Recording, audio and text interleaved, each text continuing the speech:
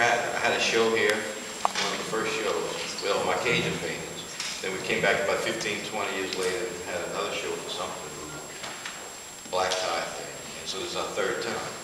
Well, today I'm going to paint a painting, and I'm going to do it really fast. And while I do this, my wife's going to talk, and she knows more about me than I do. She's written 10 books about me. She has a blog about me, and everything's about me, right? But she's got a wonderful voice, and she's going to explain my whole career as I paint this painting. Now I'm going to do it really fast, but I'm going to take it back after. To you, it's going to look like it's finished, but it's really not going to be finished. I'll take it back to the studio, and I'll work 3 or 4 days on it and clean it up. So what I'm doing is putting position to the painting. I think I'll paint a blue dog. That's another one. So it's positioning and color of the whole thing. And so I have no idea what it's going to be until I get there. First thing I know, I'm going to change. I'm going to do a vertical one right now.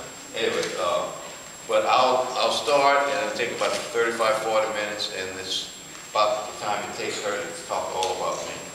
And she can plug the blog, she can plug all the books, she can plug everything she wants. And, so I'm ready.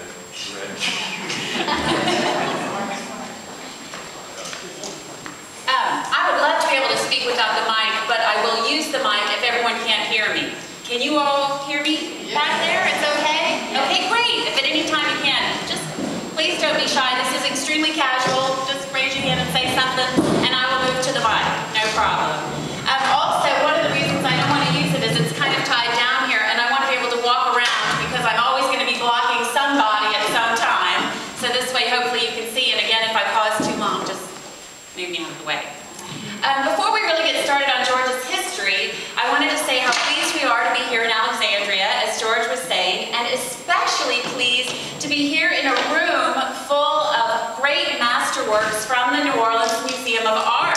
These are paintings that George and I are very familiar with and have been for many years, but we've of course seen them in a completely different venue, and they all look new again and special again in your beautiful museum. To see them all in one room and one collection is just fabulous. I hope you've all enjoyed this. 30 masterworks, they call it Copley to Warhol. Quite wonderful. The New Orleans Museum of Art is celebrating its centennial this year, which is pretty remarkable. And what's also nice that these paintings are in this room is because when we really get started with George's career, we're going to talk a lot about how he developed as an artist, particularly as a landscape artist, which I know is important to so many of you who are Louisiana natives. And it's great because some of the very paintings that you see in this room inspired him early on. Very fun. Before we talk about the early part of George's career, I want to touch a bit so that I don't forget on George's paintings downstairs, the Saga of the Acadians. These are 15 paintings that he painted between 1985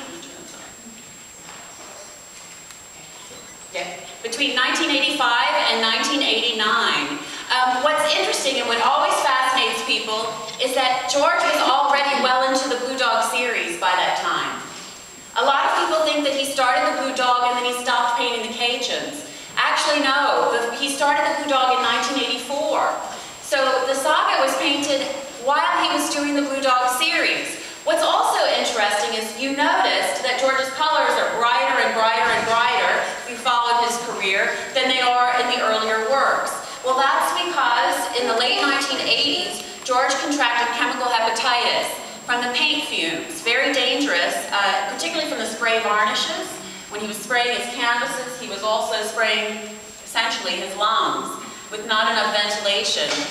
And so he was told by the doctor that he couldn't paint anymore at all. Well, rather than pay attention to that, George taught himself to paint in acrylic paint. If any of you are artists in here, you know how difficult that is because you're used to oil painting, which takes a very long time to dry, and he can keep working on it and blending and making all of the colors do interesting things even days after he's applied the first bit of paint. And of course, acrylic dries very quickly. But the great thing about acrylic is that it had these bright, bold colors.